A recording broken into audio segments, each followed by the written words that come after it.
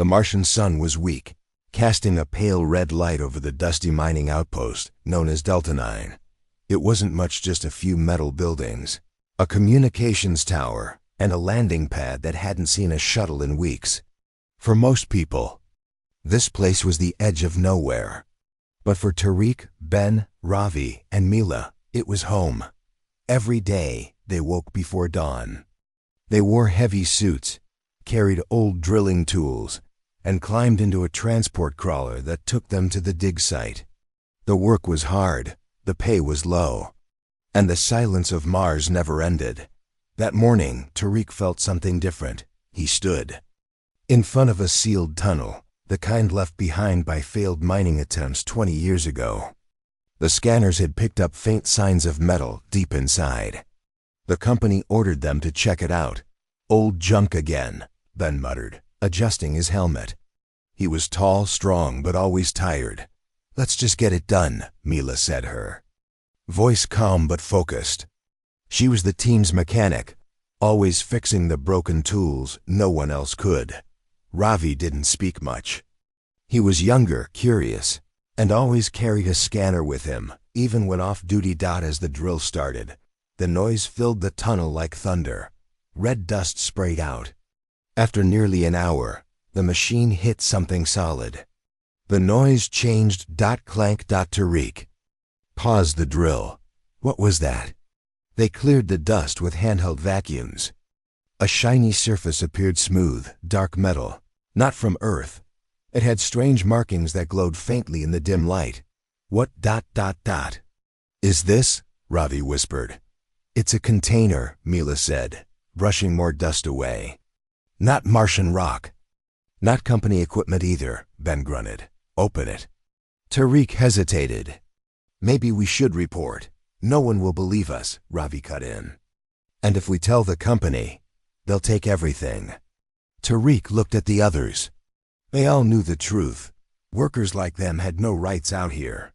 Anything they found, the company would claim. They opened the crate. Inside was a sealed glass box filled with Earth money, not credits, not digital tokens, actual paper currency, clean and preserved. Stacks and stacks of $100 bills. Ben stepped back. "That's real money, a lot of it." Mila did a quick count. "Must be $4 million. Maybe more." The team went silent. $4 million, more than they could ever earn in a lifetime out here. Ravi looked around nervously. "Who left this here? And why?" Tariq carefully lifted one of the stacks. It felt real. The paper was smooth, the ink fresh. "There's something else," Mila said. She pointed to a small round device at the bottom of the crate. It had blinking lights and the same glowing symbols as the outside. It didn't look like anything human. "What is that?" Ben asked. "Not from Earth," Ravi said quickly. "I think it's alien tech. Or maybe advanced human tech lost, hidden, or stolen." Now the air felt heavy. This wasn't just about money. They closed the crate and dragged it back to the crawler under a tarp. No one spoke on the ride back. Back at the worker quarters, they hid the crate under the floor panels. In Tariq's room, the quarters were small, each worker having just enough space for a bed and a storage locker. No security cameras, no guards. The company didn't care what happened here. Tariq sat on his bed, staring at the closed floor. "So what now?" Mila asked. Ben leaned against the wall. "We keep it, split it. Leave Mars the first chance we get." Ravi shook his head. "No, this isn't just cash. That device, whatever it is, it's important. Someone put it here for a reason. What if it's dangerous?" Tariq asked. "What if it's valuable?" Ben replied. "More valuable than the money," Mila frowned. "Then others will want it too. If anyone finds out, we're done." Suddenly, Ravi's scanner beeped. He looked down. "What's wrong?" Tariq asked. Ravi's face turned pale. "The station's main security drone just pinged our location. It scanned this room for longer than usual." "Think it saw the crate?" Ben asked. "Don't know." Ravi said, But we need to be careful, very careful. Tariq stood up. No one tells anyone. Not about the crate. Not about the device. Not about the money. The others nodded. But trust was a fragile thing. And in a place like Mars, secrets didn't stay hidden for long. Later that night, Tariq couldn't sleep. He kept replaying the discovery in his mind. The strange markings, the money, the glowing device. He wondered who left it there. Was it from a forgotten mission? Was someone trying to hide it, or was it meant to be found? He got out of bed and checked the floor panel again. The crate was still there, locked and untouched, but something felt wrong. He looked out the window. A single drone hovered near the far end of the compound, its red light blinking slowly in the dark. Watching. Waiting. Morning came, but sleep had not visited anyone. Tariq stood near the window, staring at the empty red desert. The drone that watched them last night was gone. But something inside him felt tight, heavy, as if the air itself was warning him. One by one, the others woke up. Mila was the first to speak. I checked the crate again. Nothing moved. Ben poured hot water into a cracked metal cup. Good, because I had dreams all night. Bad ones, like someone was calling me, whispering. Ravi looked up from his scanner. Dreams or warnings? Ben didn't answer. They all sat at the metal table in the center of their quarters, the crate still hidden under the floor. Tariq finally spoke. We need to decide what we're going to do. Mila looked at him. We split the money. That's what we agreed. No, Ravi said. That device in the crate, it's not normal. I scanned it again this morning. It's still active. Sending out weak signals. Then leaned forward. To who? Ravi hesitated. I don't know. Maybe no one. Maybe something is waiting for it to be found. Tariq frowned. What if we take the money and throw the device into a cave somewhere? Ravi shook his head. Too late. It's already pinned something. That drone that hovered outside last night. It wasn't on a normal patrol route. So someone knows. Mila said quietly. They all fell silent again. The temptation of the money pulled at them. Like gravity. $4 million. Freedom from the dust, the noise, and the control of the mining company. A chance to leave Mars. A chance to start a real life. Tariq tried to stay calm. If we turn in the crate, they'll take everything. They'll promote someone else and forget us. And if we keep it, Ben asked, we could be hunted. Where? Already being watched, Mila said. Ravi stood up and took a deep breath. I need to show you something. He placed his small scanner on the table and tapped the screen. A holographic image appeared, a map of the old mining tunnels. One section flashed red. That's where we found the crate, he said. But look at this. He zoomed out. A pattern of dots appeared across the map, hidden tunnels, sealed entrances, and old ruins, all connected by a strange spiral shape. It's not natural, Ravi continued. Someone placed the crate there for a reason, like a marker. Or a test. Ben stared at the image. You think we were meant to find it? Ravi nodded slowly. Tariq felt his chest grow tight again. And now what? What if this was a trap? Or a way to track who opens it? Mila leaned forward. Then we need a plan, fast. That afternoon, they went back to work as usual, drilling, cleaning, hauling debris, acting like nothing had happened. But nothing felt normal. The station's supervisor, a tall man named Harver, walked past them more than once. He didn't usually come near the tunnels, but today he watched. Quietly, too long. When Ben caught him looking at their equipment box, he whispered to Tariq, he knows something. Not yet, Tariq replied, but he suspects. Later, as they returned to their quarters, they found a surprise. Their door had been unlocked. Their bunks were messy. One of Ravi's toolkits was open on the floor. Ben rushed to the floor panel. The crate was still there, but the dust around it was disturbed. Someone came in, Mila whispered. Ravi held up his scanner. No alarms triggered, no logs. Someone bypassed the system. Tariq's voice turned serious. We don't have time anymore. That night, they gathered in secret at the old water station behind the compound. The lights were off, and the wind blew softly through broken vents. Tariq placed a small lamp on the table. We either bury the crate deeper or run, he said. Run where? Ben asked. Off this rock?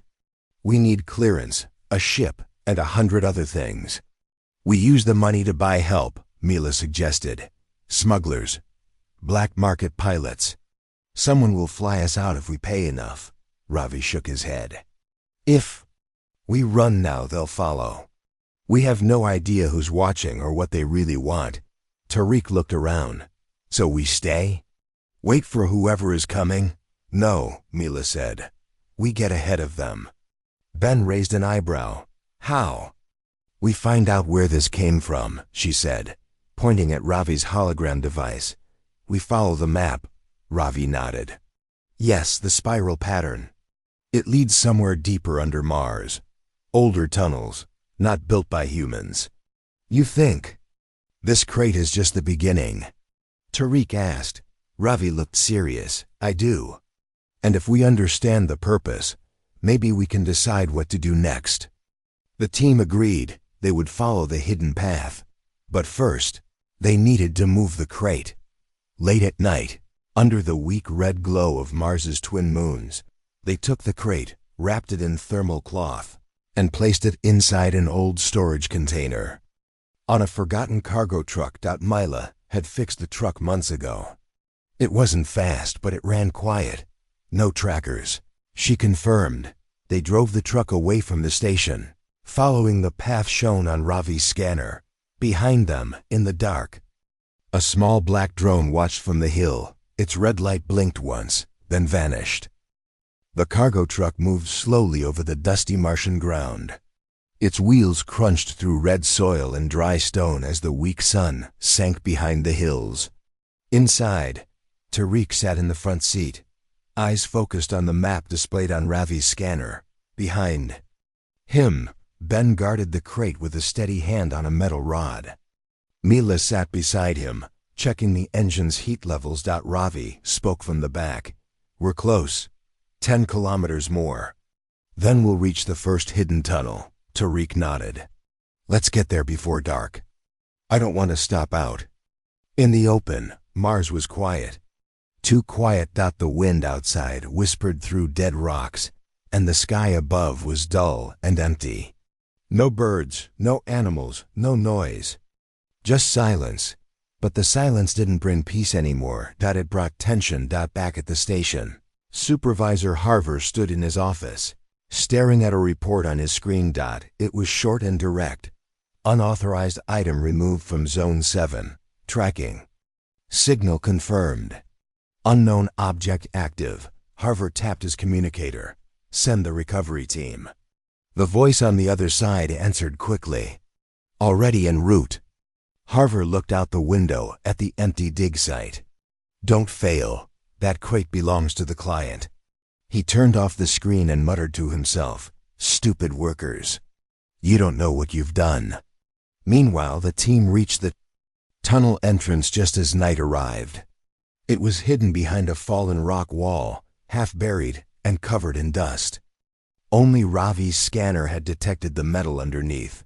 They stepped out of the truck and brushed the dust away, revealing a round door with a hand-shaped panel on the side. This isn't company tech, Mila said. Not even close. Try. The scanner, Tariq said. Ravi pressed a few buttons. A blue light blinked on the panel. Then it stopped. It's locked, he said. But it's responding to human signals. That means it was made to be used by people. Ben stepped forward. Let me try. He placed his hand on the panel. The door gave a soft click and slowly opened. Inside was darkness. They turned on their suit lights and stepped in. The tunnel stretched deep underground. Its walls were made of smooth black stone, covered in strange carvings. The air was cold but clean. This place is old. Mila whispered, very old. They walked carefully, carrying the crate between them. After 20 minutes, they reached a large chamber shaped like a dome. In the center stood a tall structure made of glass and metal, glowing faintly with soft light. Ravi approached it slowly. This is not just a cave, it's a control room. Control for what? Tariq asked. I don't know yet. But this, Ravi pointed to the structure. This is important. Maybe the key to all of it. Suddenly, Mila's communicator buzzed. She answered quickly. Yes? A voice came through. A soft, broken voice. I know what you found, it said. The team froze. Who is this? Tariq asked. My name doesn't matter, the voice replied. But if you want to live, you need to run. Why? Mila asked. They're coming. Not the company, not the police. A private recovery team. Armed, silent, and they don't take prisoners. The voice stopped. Static filled the line. Ravi checked his scanner. I'm picking up signals outside. 2 ships just landed, not far from our truck. Ben stood tall. So they followed us. Tariq gritted his teeth. We need to hide or fight. No, Ravi said. This place was built to protect something. Maybe we can use it. He ran to the center device and started pressing symbols. Lights turned on around the chamber. The walls shifted slightly, and the floor opened to reveal a lower level. Down. Here, Ravi shouted. They lifted the crate and climbed into the lower passage. It was tight, cold, and dark. But it closed above them like a shield. Moments later, footsteps echoed through the tunnel above. Mila turned off her light. They waited in complete silence. Boots marched slowly across the upper level. The sound of scanners buzzed softly. Then a voice spoke in a sharp tone. Spread out, search every corner. Find the crate, find the workers. The team stayed completely still. Breath held. Hearts racing. In the lower passage, time felt frozen. Then a soft glow lit the narrow tunnel. Not from their lights, from the crate itself. The alien device inside was glowing brighter now, pulsing like a heartbeat. What's it doing? Ben asked. I think it knows we're in danger, Ravi said. Tariq stared at the glowing light. Is it protecting us? I don't know, Ravi replied. But it's active now. And it's linked to this place. They followed the tunnel deeper, hoping to escape the search team. Above, the mercenaries continued their search. One of them touched the control panel on the main device. It didn't respond. Another tapped his helmet. We can't access the system. It's locked. Then blast it open, the leader said. They set charges near the walls. But just as they stepped back, the chamber lit up with bright white light. The walls shimmered. The charges deactivated. The ground trembled slightly. The leader growled. They woke the system. This site is alive. Back in the lower level, the team entered a second chamber. It was filled with holograms floating images of Earth, Mars, and strange star systems. Symbols shifted between languages. One of them matched human writing. Ravi read it slowly. Human potential detected. Access granted. Tariq looked at the glowing images. It chose us, not because we're special, but because we were here. Mila smiled slightly. Simple workers, right place, right time. Ben stared at the floating planet. Or maybe the right kind of people. They stood in silence, the crate between them, the glow of ancient knowledge shining around them. But above, danger still waited. And the story was far from over. The chamber was quiet, but the walls around them were alive with light.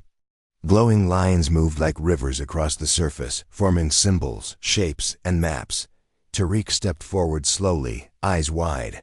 This is not just a hiding place. Ravi nodded. It's a control center, or maybe a library. These symbols, they're not just for show, they're information. In the middle of the room, the alien device from the crate hovered above a stone pedestal. It spun slowly in the air, glowing brighter than ever before. Ben stared at it with caution. It was buried with money. $4 million. That can't be a coincidence. Mila took a step closer. Maybe the money was a lure. A way to get anyone to find this place. Ravi tapped his scanner and projected a large holographic map in the air.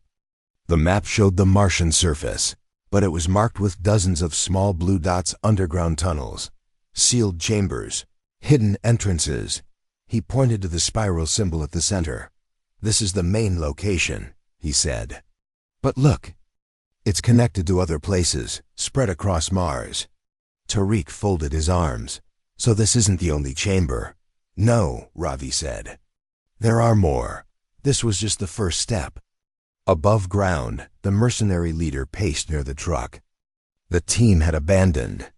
His helmet showed red lines over the surface, signs of recent movement underground. They've gone deeper, he said into his radio. They're not just hiding, they're activating something. A voice replied, Orders? The leader frowned. Recover the crate. If that's not possible, destroy the site. Burn everything. Back below, Ravi examined the alien device carefully. I think it's more than a beacon, he said. It's a key. A key to what? Ben asked. To unlock the map, and maybe to test us. He pressed a symbol on the pedestal.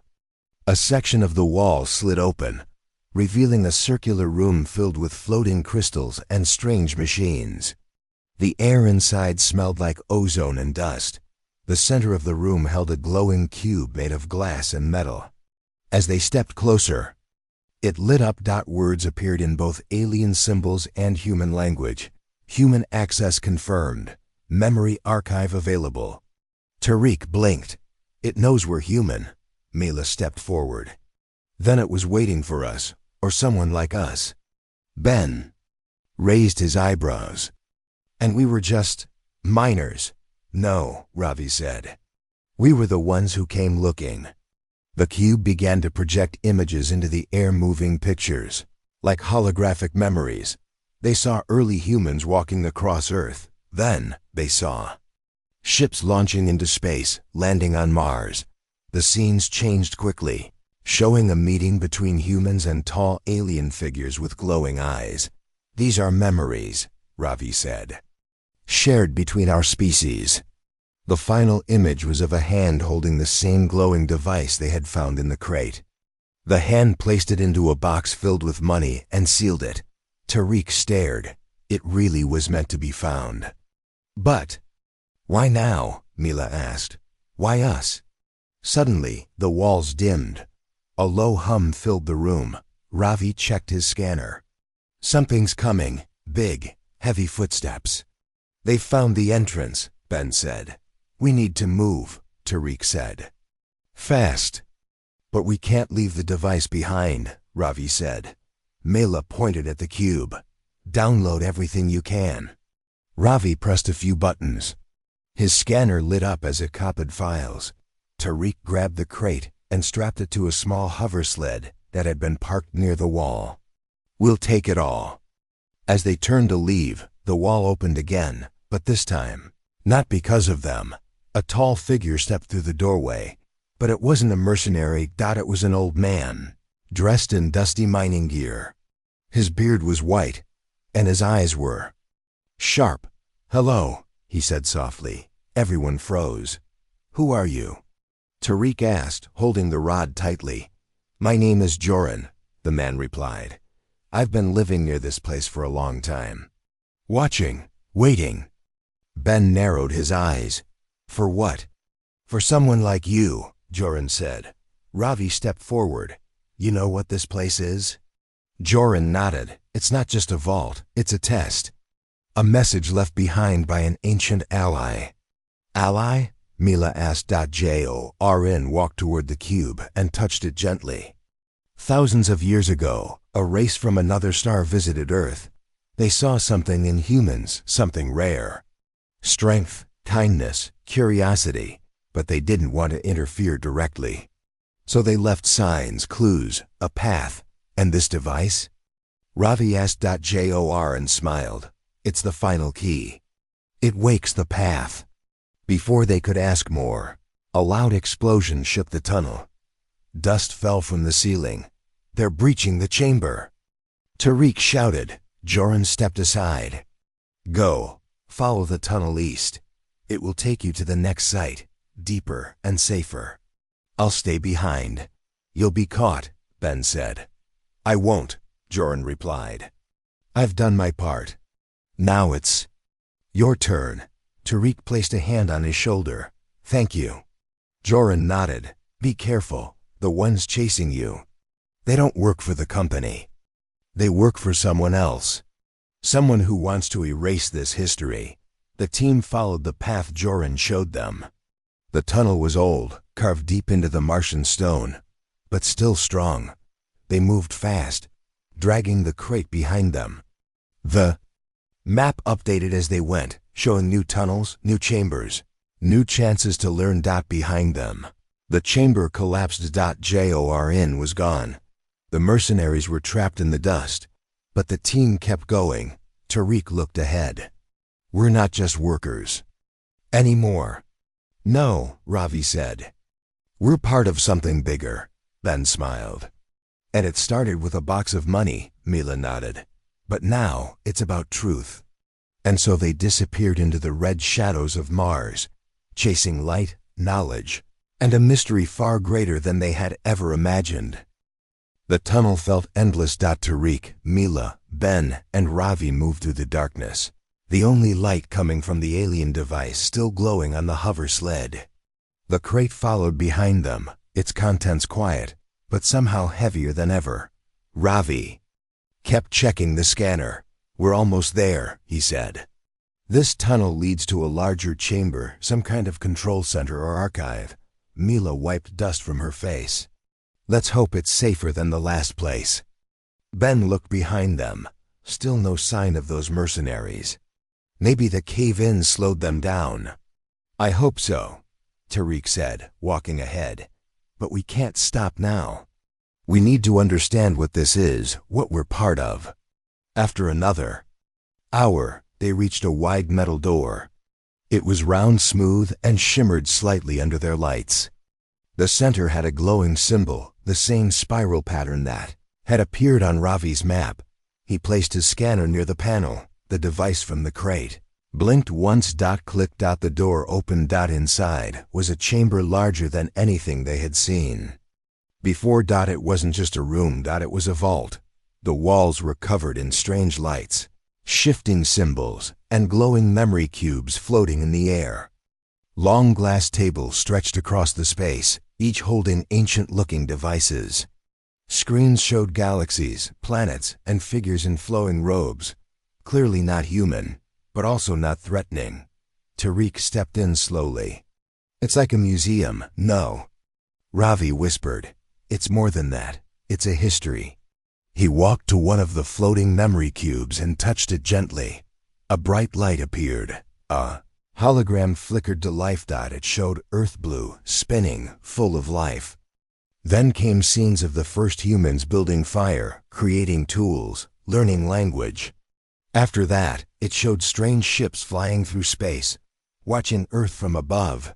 They were watching us, Mila said softly. Even then, Ben walked to another cube and tapped it. It showed Mars long before humans arrived. There were structures, machines, and tall beings walking under the open Martian sky. Aliens lived here, Ben said. Before us, they left all this behind, Ravi said. For someone to find. In the center of the vault was a large, circular table. On top sat a round device with small glass rods sticking out of it like spokes on a wheel. Ravi scanned. This is the core memory, he said. If we activate it, we may learn everything. Tariq nodded. Then do it. Ravi tapped 3 symbols. The vault darkened. Then light exploded in the air. Above them, a voice filled the chamber. Calm, deep, not human, but translated into perfect English. To those who find this place, welcome. You are the children of Earth, shaped by struggle, growth, and hope. Images appeared again. Humans building cities, traveling through space, facing war and peace. We were once your allies. We guided from afar. But long ago we stepped back, waiting for your kind to rise on its own. A picture of a glowing device appeared, the same one from the crate. This key was left behind to test your curiosity, your courage, and your unity. You have passed the first step. Tariq looked at the others. No one spoke. Now you hold a choice. Use this knowledge to help your world rise, or bury it once more until you are ready. The message ended. The lights faded. Ben stepped back. So, we were tested. Looks like it, Mila said. And we passed. Ravi shook his head. Maybe just the first part. Tariq looked around the room. Then what do we do now? Go back to Earth? Tell the governments? No, Ravi said. But try to control it, hide it, or use it for power. Mila agreed. We need to protect it. Share it the right way.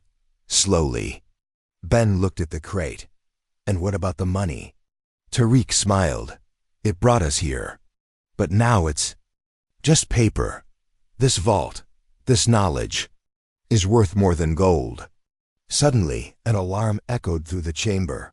Ravi checked his scanner. Movement. 2 drones, and at least 5 people. Coming through the back tunnel. The mercenaries? Mila asked. Probably, Ravi said. They found another way in. Ben picked up the metal rod. We can't fight them all. No, Tariq said. But maybe we don't have to. He ran to the center table and looked for controls. If this is a real vault, it should have protection systems. Ravi joined him. There. That symbol defense shield. Tariq pressed it. The walls around the chamber shifted. Blue light covered the entrances like a force field. Just in time, the mercenaries arrived, dark uniforms, heavy weapons, cold faces. One of them tried to fire. The bullet stopped mid-air, frozen by the shield. They shouted. They waved. But they couldn't get in. Tariq stared at them through the glowing field. You chased the wrong people.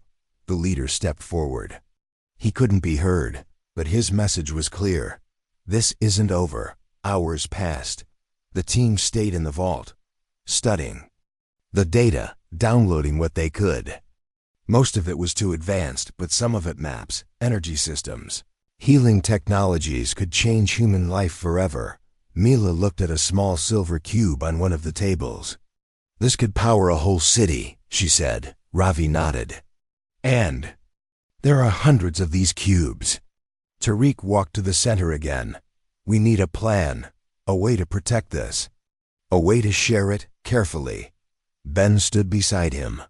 We were just workers yesterday. Now we carry the weight of something bigger than governments. Tariq looked at the vault one more time. We didn't ask for this, but maybe we were the right ones after all. Ravi smiled. Simple people, but chosen by history. As the Martian night returned, the vault sealed itself once again. The knowledge was safe for now, but the team knew the real journey had just begun. They were no longer just miners. They were keepers of a secret that could change all of humanity. And they would do everything they could to use it well. Inside the glowing vault, time felt slow. Tariq stood near the main table, staring at the memory cubes and alien symbols. Around him, Ben checked the crates they had packed. Mila moved carefully between machines, looking for anything useful. Ravi sat near the scanner, still downloading pieces of knowledge. Everything was quiet. But the choice before them was loud. They had found something powerful, a gift or maybe a test from another world, a secret kept hidden for generations. And now, it was in the hands of 4 simple workers. Tariq broke the silence. We need to decide. Ben looked up. Decide what? What we're going to do with all this, Tariq said. The knowledge, the tech, the message. It could change Earth, change everything. But not everyone would use it for good, Mila said. Her voice calm but serious. Governments might use it for war. Companies might use it for money. People might fight over it. Ravi nodded slowly. That's what the message warned us about. The choice isn't just to take it or leave it.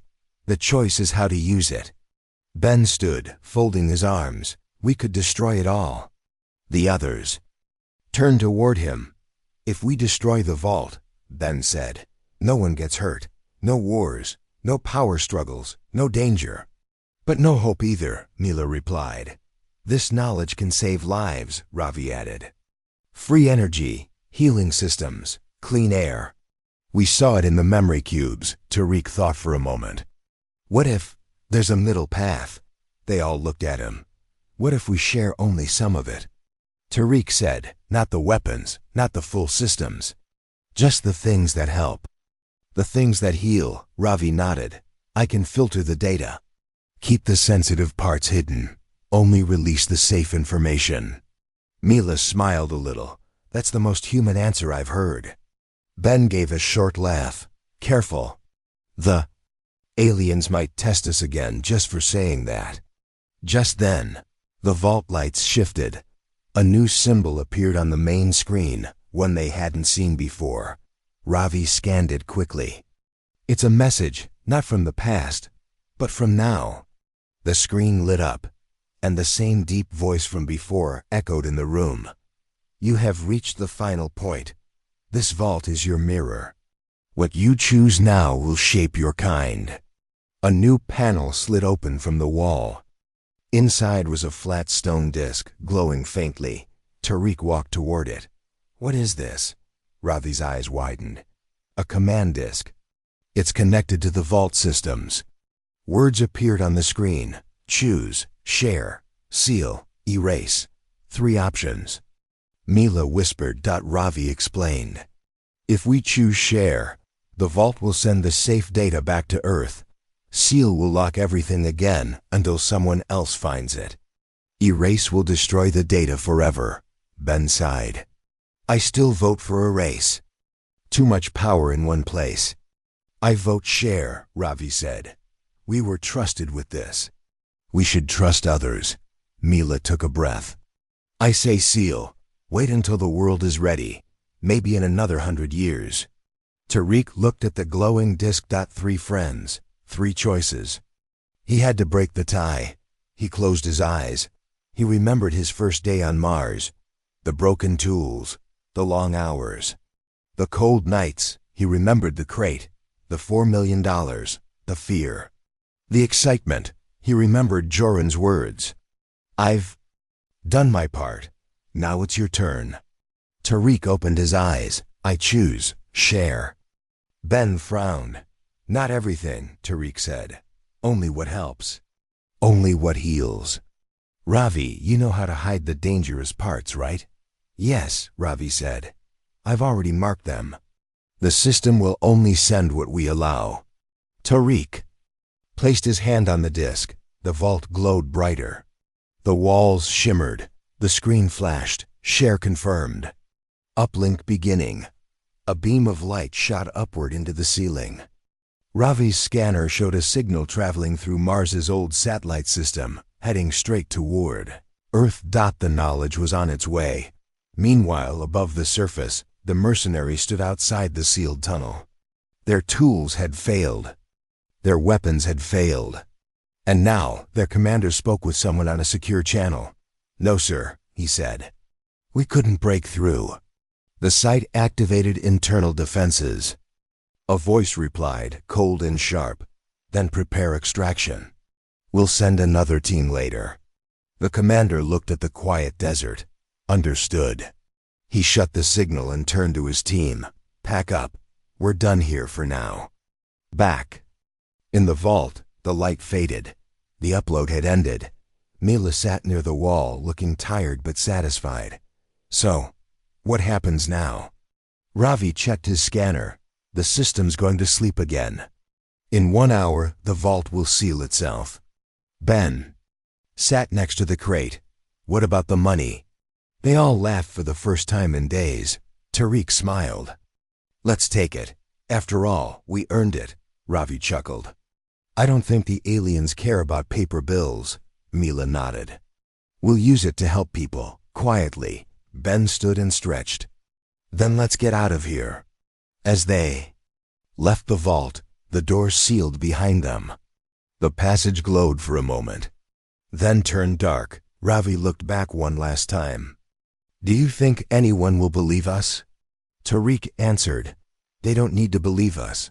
They'll see the change when it comes. And with that, the team climbed back into the quiet red light of Mars. They were no longer miners. No longer simple workers. They were the beginning of something new. 3 months had passed since the vault on Mars sealed itself. Tariq, Mila, Ravi, and Ben were back on Earth, living far from the spotlight. No news had ever mentioned them. No company had come asking. No one chased them anymore. But across the world, change had begun. Hospitals in poor countries received new healing devices, machines that cured diseases without pain. Small towns got energy boxes that powered entire buildings without fuel. Water purifying tools appeared in dry lands, turning dust into life. No one knew where these things had come from, but the people welcomed them, and quietly, secretly, Ravi kept sending more. In a quiet house by the sea, the 4 friends sat around a small table. The same crate, the one filled with $4 million, now held only a few bundles of cash. Most of the money had already been used to build quiet research labs and to help families in need. Tariq sipped warm tea and smiled. Feels good to breathe real air again. Ben stretched his arms and sleep under the sky without red dust. Mila nodded. I still think about the vault, that voice, that choice. Ravi looked at his tablet. We did the right thing. People are being helped, quietly, safely. They all sat silently for a moment, the sound of ocean waves filling the room. Later that night, Ravi walked outside with his scanner. He always checked for signals just in case. But what he saw made him stop. A small blue light blinked at the corner of the screen. Not possible, he whispered. He ran inside. Tariq, Mila, Ben, come quickly. They rushed out and gathered around the scanner. Ravi pointed at the screen. Look, a new signal, from Mars. Same pattern as the first vault. Ben's eyes widened. Another one? Yes, Ravi said. But this one is not underground. It's coming from the surface. Like someone wants it to be found. Mila frowned. Is it another test? Tariq looked serious. Or an answer? 1 week later, they were back on Mars. This time, they didn't sneak in through the company routes. A small private ship, owned by someone they had quietly helped, took them directly to the signal site. The red planet hadn't changed. Still silent. Still cold. But this time, they weren't alone. A landing platform waited for them, freshly built. And standing in the middle was a tall figure, wearing a long gray coat. He waved at them. Welcome back, he said. Ravi stepped forward. You're not from Earth, are you? The man smiled. I was born on Earth, but I serve someone else. Now Mila narrowed her eyes. Who? The ones who left the vaults, the man replied. They've been watching. Tariq stepped beside Ravi. Why now? Because your kind made the right choice, the man said. You shared knowledge. You helped others. You did not chase power. Ben crossed his arms. So what happens next? The man turned and pointed toward the horizon. A large silver structure stood in the distance, glowing faintly. That is the second vault, he said. It is open, ready. But not for us, Mila said. No, the man agreed. This time, it is for others, new people, more humans. You opened the first door. Now, humanity must choose for itself. In the months that followed, quiet invitations were sent to people around the world, not to leaders, not to rich businessmen, but to teachers, doctors, farmers, engineers, and dreamers, people who helped others, people who cared. These new visitors walked through the second vault and saw what the first team had seen: hope, not power. And again, Earth changed, hospitals improved. Food became cleaner, Energy was shared, but no one claimed fame. No names appeared on screens that it wasn't about glory. It was about growth. 1 year later, Tariq walked through a green valley outside a growing Martian colony. The colony now had schools, gardens, and homes powered by the alien tech they had once found in secret. Children played nearby. The air was warm and fresh thanks to machines they had barely understood at first. Ben was teaching welding to new workers. Mila worked with builders designing safe shelters. Ravi had built a small lab to study the vault's language and make sure it stayed safe. Tariq stood quietly, watching the sky. A young boy ran up to him. "Mr. Tariq," the boy said, "is it true you found the first vault?" Tariq smiled. "Yes, we did." "Did it have gold?" the boy asked. Tariq laughed. "No gold. Something better." "What was better?" Tariq looked at the boy kindly. "A chance." That night, the team gathered one more time under the stars. They sat around a small fire near their home, the sound of laughter and life coming from the colony behind them. Tariq looked at his friends. "We were just workers." "Still are," Ben said with a grin. "Maybe," Mala added, "but now we work for something that matters." Ravi looked at the stars. "And maybe one day we'll meet the ones who left the vaults." Tariq nodded. "If we do, I hope they'll be proud." They sat in silence for a moment. Above them, a single blue light shot across the sky. Not a star, not a ship. Just a quiet signal that someone, somewhere was still watching.